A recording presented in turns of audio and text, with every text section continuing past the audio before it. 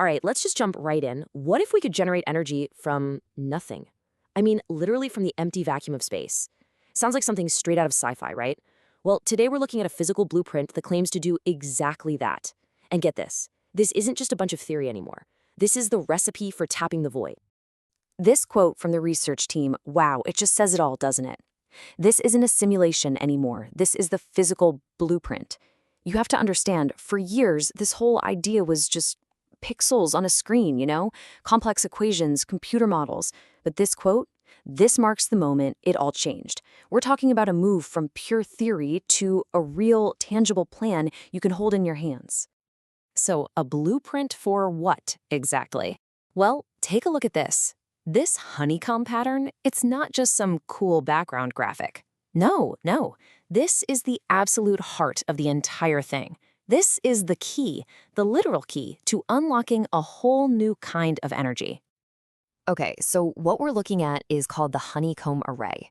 I love this part. The researchers themselves call it the forge, a forge built to create and withstand what they call the thunder of new energy.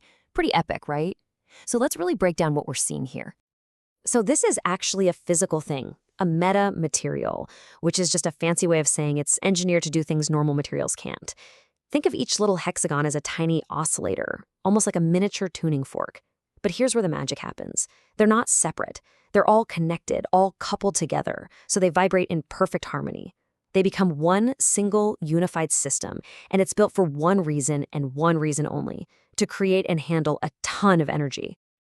Okay, so how on earth does a bunch of vibrating hexagons create energy? Well, it's designed to tap into one of the most powerful and, frankly, weirdest sources in the entire universe, the energy that's already in empty space. We tend to think of a vacuum as, well, nothing, emptiness. But quantum physics says, not so fast. Turns out, even a perfect vacuum is actually a roiling sea of virtual particles that are constantly popping in and out of existence. It's a chaotic mess of energy down there. And all that activity has a baseline energy level, an absolutely enormous, completely untapped resource we call zero-point energy. So the big question is, how do you get that energy out of the vacuum? The concept behind it is called the dynamical Casimir effect. But the easiest way to think about it is you just shake the vacuum. Seriously. By vibrating the walls of this system at insane speeds, you can basically knock those virtual particles into becoming real, measurable particles. In this case, photons, particles of light. But, before you can build something this wild, you have to be sure the physics actually works. So the scientists ran massive computer simulations, thousands and thousands of tests. And out of all that data, they discovered 3 fundamental, unbreakable rules that govern this whole process. All right, rule number 1, linear gain scaling. This is a big one. What they found is that the amount of energy you get out, the number of photons you pull from the vacuum, is perfectly proportional to the power you put in to shake the system. So you can see here, they put in 100 times the drive, and boom, they got exactly 100 times the photon gain. That perfect one-to-one scaling is absolutely crucial, because it means the whole thing is controllable. It's predictable. It's not just random chaos. Okay, on to rule number 2. Stimulated amplification. This is really cool. They ran 2 tests. First, they start with just the vacuum, hit it with the drive, and they get about 12 photons out. Fine. But in the second test, they seeded the system first. They put 20 photons in before they hit the drive. And what came out? 24 photons.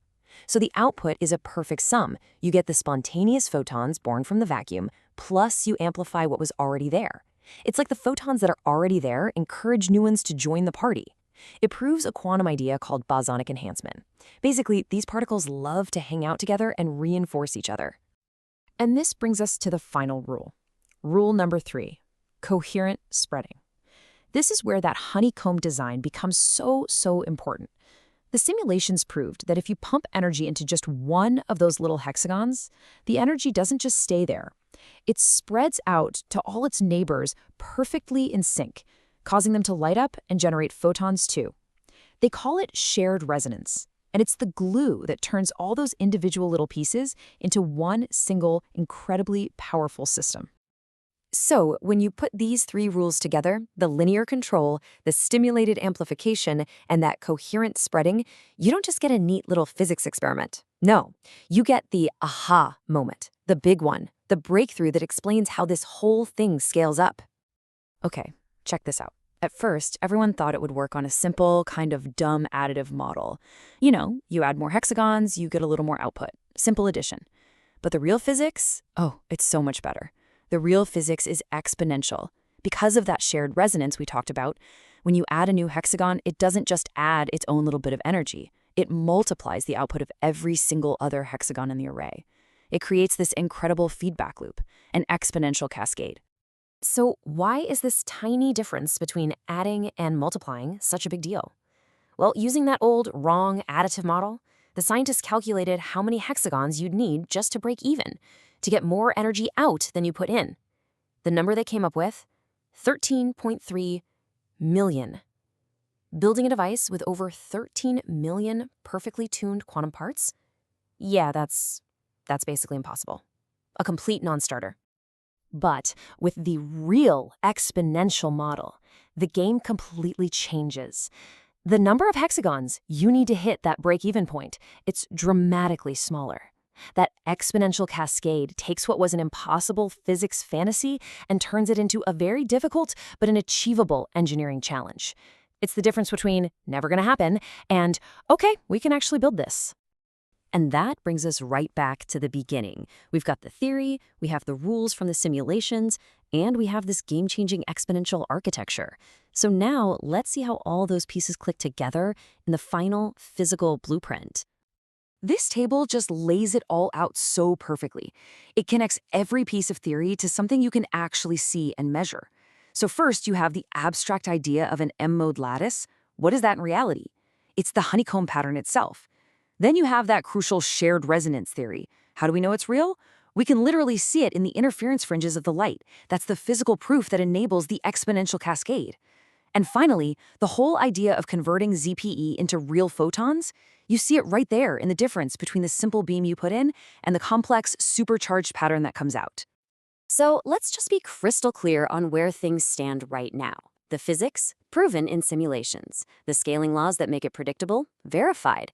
That all-important exponential architecture, proven theoretically. And the physical design, the blueprint for the actual device, it exists. To put it simply, the complete recipe is ready. All the homework is done. So the path forward is pretty clear, right? It's time to move from the computer screen to the lab bench. The next steps aren't theoretical anymore, they're physical. Step 1, you build the array based on this blueprint. Step 2, you hit it with that high-frequency drive they perfected in the simulations. And Step 3, you measure the thunder. You see if all this amazing theory turns into real-world energy. And that leaves us with one final massive question. The recipe is proven, the blueprint is complete, the physics works, the math adds up. All the theoretical heavy lifting is done. So, what happens when they actually build it? What happens when the thunder is finally unleashed?